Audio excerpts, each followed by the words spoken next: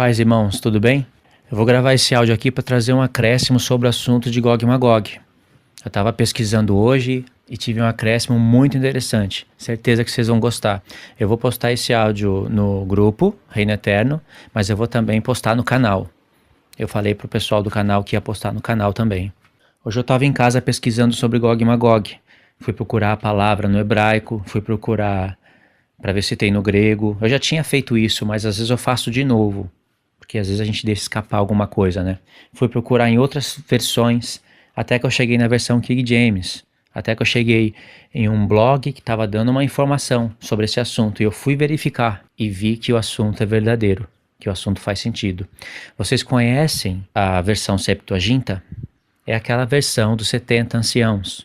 Dizem que são 72, né? 70 anciãos traduziram a Bíblia hebraica para o grego, no tempo da Grécia, né? Houve um processo para isso, vocês podem pesquisar por conta aí, quem não sabe do assunto.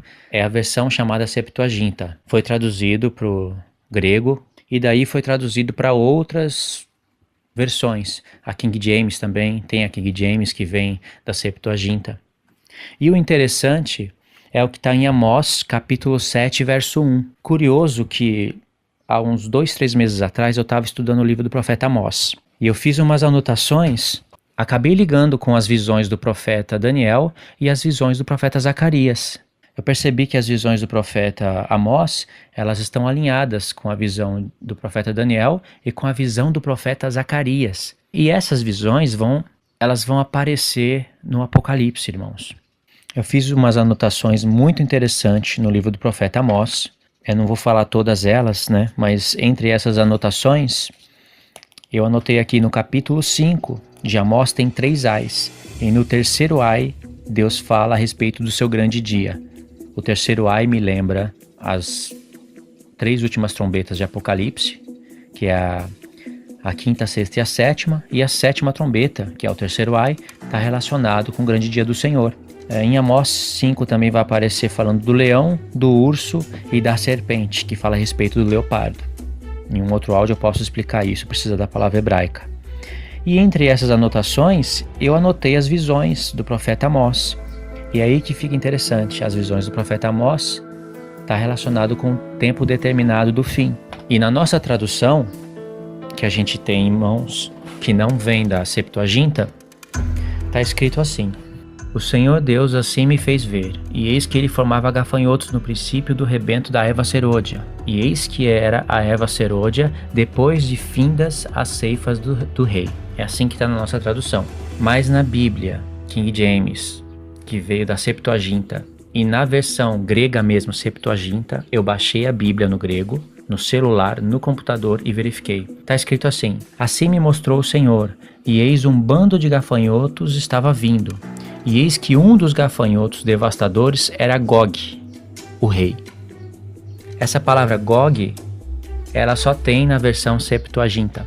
Está no grego, eu posso verificar isso, que eu aprendi a ler um pouquinho do grego. E realmente ela está na King James, que veio da Septuaginta.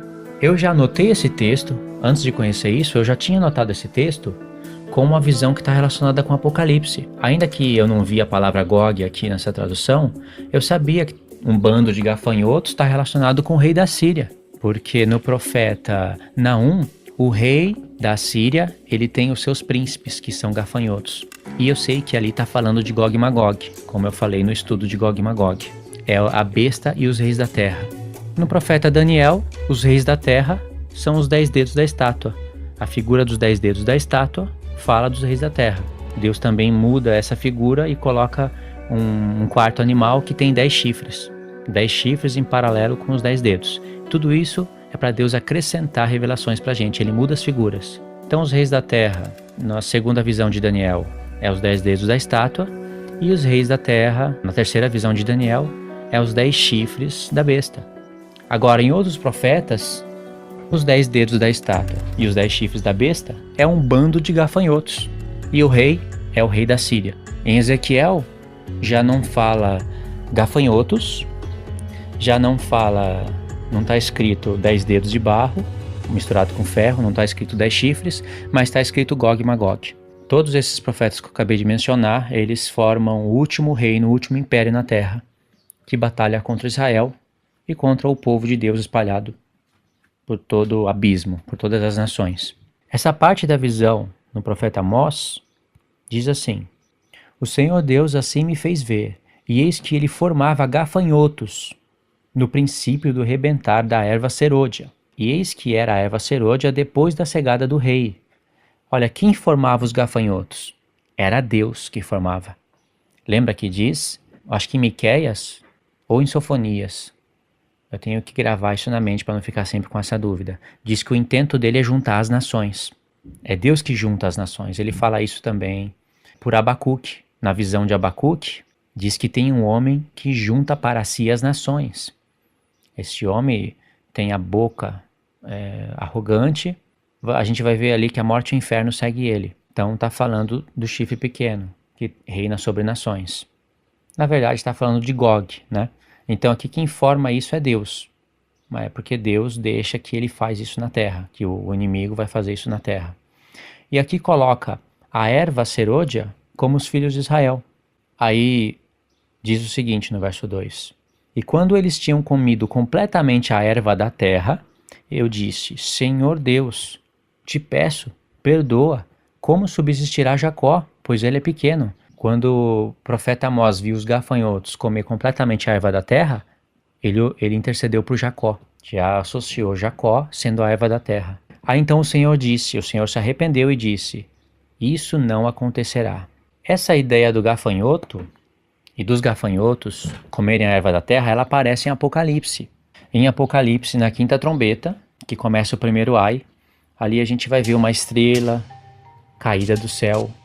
Ela recebeu a chave do poço do abismo. Aqui também na visão do profeta Amós vai aparecer coisa relacionada ao abismo. Ela abriu o poço do abismo e saiu fumaça como fumaça de grande fornalha, e da fumaça saíram gafanhotos sobre a terra. E gafanhoto come a erva da terra, come frutos da árvore, come tudo relacionado que é verde, plantação. Mas foi dito para esses gafanhotos não fazer mal à erva da terra, nem a qualquer coisa verde, nem a árvore alguma, mas somente aqueles que não têm a marca de Deus. Isso é interessante, não é? Porque Deus disse que os gafanhotos não iriam consumir a erva da terra. Então, Deus mostrou a visão, dizendo que os gafanhotos comeram completamente a erva da terra. Deus mostrou algo que iria acontecer, mas eu sabia que Amós iria interceder e ele iria mudar de ideia, iria falar, bom, isso não vai acontecer. Iria acontecer se Deus permitisse, mas ele não permitiu. Isso está relacionado com a quinta trombeta, não é verdade? E a gente sabe que lá na quinta trombeta, essa estrela caída do céu, ela tem um nome chamado Abaddon, em hebraico, e em grego Apolion, que é destruidor, destruição, né? É o anjo do abismo, ou seja, o mensageiro das nações. Mas diz o texto que ele é rei dos gafanhotos. Olha que interessante. Ele é rei dos gafanhotos. A gente vê que em Naum, que o rei dos gafanhotos é o rei da Síria, uma tipologia do anticristo. E aí tá falando de Gog e Magog. Tá falando de Gog e Magog em Naum capítulo 3. Diz que de Nínive que se levanta o homem que maquina o mal contra Deus. E Nínive é a capital da Síria. E a Síria, nas escrituras, é o último reino que batalha contra Deus. É Gog e Magog, ou a besta e os reis da terra. Mas quando a gente lê essa versão da Septuaginta, olha que coisa tremenda, isso confirma com a revelação, e tem a própria tradução Septuaginta, que algumas traduções acabaram usando essa palavra Gog, né? Por exemplo, a versão King James, que confirma com a revelação. Assim me mostrou o Senhor, e eis um bando de gafanhotos que estava vindo, e eis que um dos gafanhotos devastadores era Gog, o rei. Olha só que tremendo. Lembra lá em Ezequiel?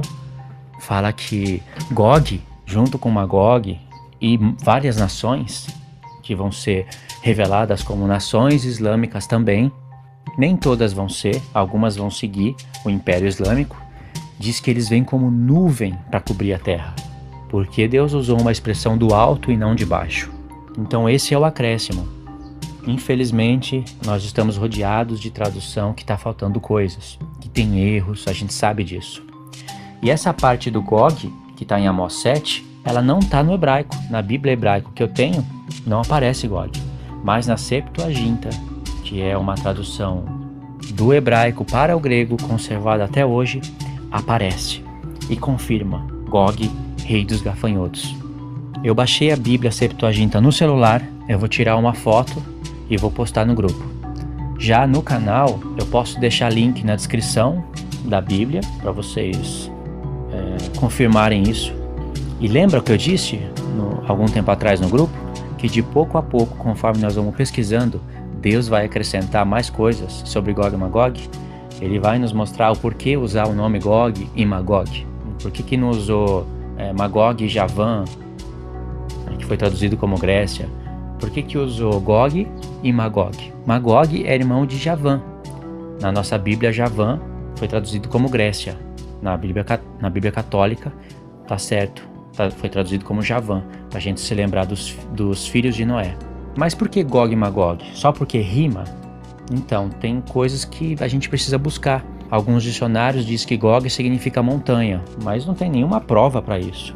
Outros dizem que Gog significa trevas, escuridão. Eu fui verificar isso no hebraico e algumas palavras são parecidas, com Gog. Gog me lembra Goim, de nações. Agora, por que Gog e Magog? Foi acrescentado o mar antes do Gog. Então, Deus está revelando coisas aí e precisa da nossa meditação, do nosso empenho. E Deus vai acrescentar para a gente essas coisas. Ele já mostrou que Gog e Magog é a besta e os reis da terra, já mostrou que isso está em quase todos os profetas, já mostrou que Gog e Magog é o rei da Síria, que o espírito do Império Assírico vai estar no último reino, e já revelou para a gente aonde que estão essas nações. Tem salmos como o Salmo 83 e o Salmo 120, que revela coisas a respeito de Meseque, Mostra que os filhos de Ismael estavam em Meseque. E hoje a gente pode olhar para a geografia e consegue encontrar esses reinos no Oriente Médio. Então é isso daí, irmãos. Vocês do grupo confirmam isso que eu estou falando, aí depois vocês comentam aí. E os irmãos do canal também confirma e depois comenta aí no canal. Eu vou ver o que dá para responder e se tiver algum acréscimo pode deixar aí no comentário que eu comento também, tá bom? Deus abençoe a todos e fiquem na paz de Cristo.